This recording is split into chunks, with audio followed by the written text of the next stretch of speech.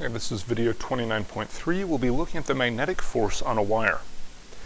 Again, this is mostly review from last year, but you should remember that because electric current is moving charges, if you have a current carrying wire with there's moving charges in it, and you put that in a magnetic field, it will experience a force. So here's our wire. It's carrying a current that way.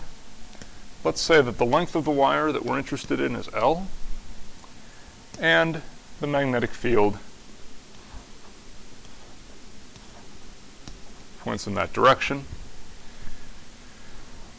We'll find, and I'm not going to derive this, your book does, it's kind of interesting. And we find that the force on this wire is IL cross B, where L is a vector that points in the direction of the current and has the magnitude of the length of the wire. The magnitude of this force is ILB sine theta, where theta is the angle between the wire and the field. Now the direction of the force, we're going to use the right-hand rule again because this is a cross product. And so you point your index finger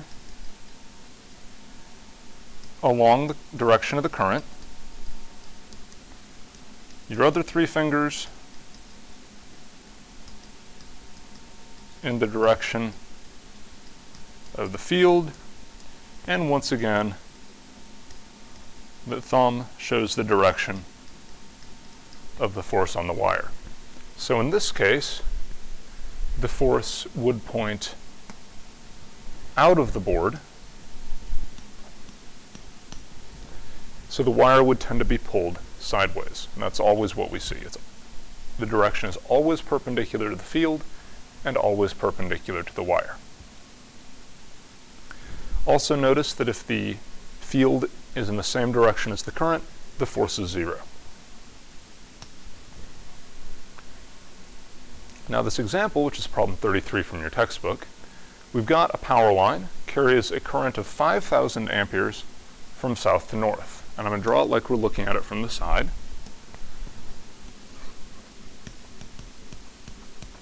So this is south, this is north.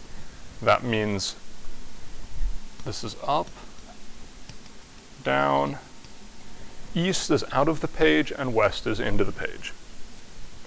Now we've also got Earth's magnetic field, which has a magnitude of 60 microtesla, directed toward the north and inclined downward at 70 degrees to the horizontal.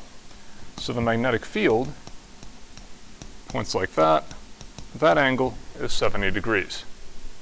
We want to find the magnitude and the direction of the magnetic force on 100 meters of the conductor. So this is 100 meters long. To get the magnitude of the force, it's ILB sine theta.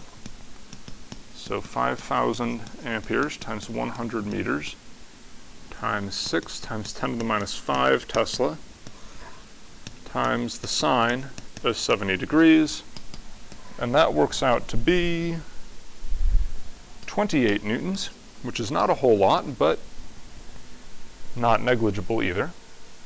And if we use the right-hand rule, we find that the force points into the page,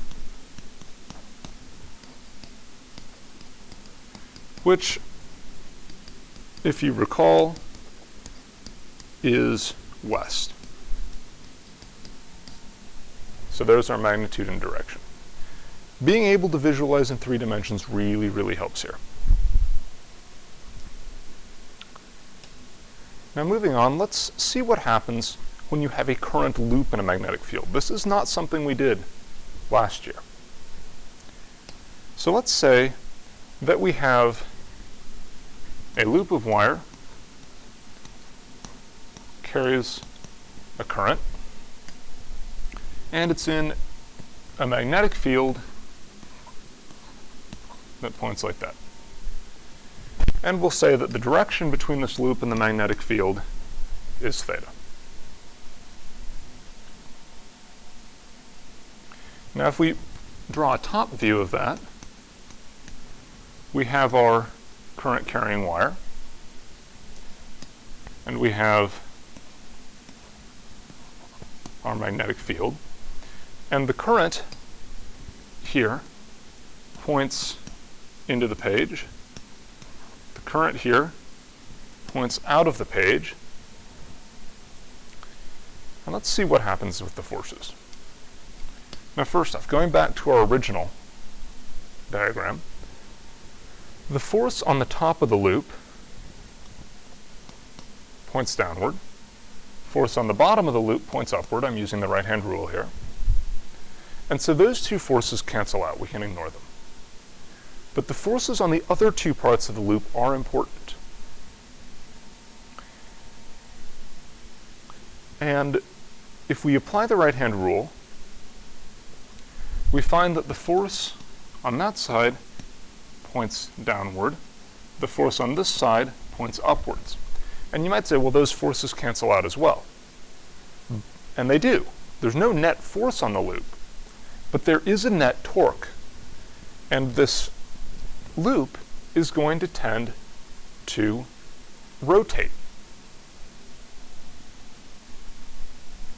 Now, if we want to calculate how much torque there is, we need to put dimensions on the loop. And first off, I'm going to say that the loop is rectangular and has dimensions A and B, so it'll rotate about that point. It carries current I. So that means that each of these forces is equal to ILB. Not ILB, IAB. Because A is the length of the wire. Notice that the angle theta does not show up here because these sides of the loop are perpendicular to the field regardless of what the orientation of the loop is. Now we're also going to, we'll say that the angle between the loop and the field is that, theta.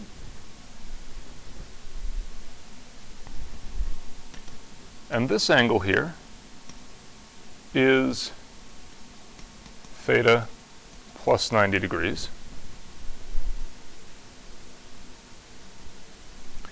So the torque produced by this force is equal to the moment arm, which is half of B, times the force, times the sine of theta plus 90 degrees. Which is another way of saying, let's see, IAB, capital B over 2 times the cosine of theta. And the net torque is twice that because there's two of them. And we can look at this quantity A times B and say that that is the area of the loop. So the net torque on the loop is I times its area times B times the cosine of the angle it makes with the field. I believe your book says it uses the sine of the angle, but that's because they define theta differently. It's the angle between the normal and the field. So that's fairly interesting. And now let's ask some more questions about that. First off, what if the loop is oriented perpendicular to the field? So let's say like this. Like this. We've got a current I going around it, and we'll say that the magnetic field points into the page. Now in this case, right-hand rule says that the force on that side points inward, force on that side like so, and all the forces point inward, and the net force is equal to 0, and the net torque is also equal to 0. So nothing particularly interesting happens when the loop is perpendicular to the field. It's only when it's at an angle to it.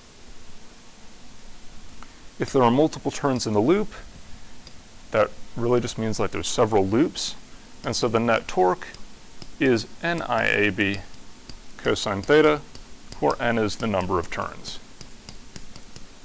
Not difficult to deal with that.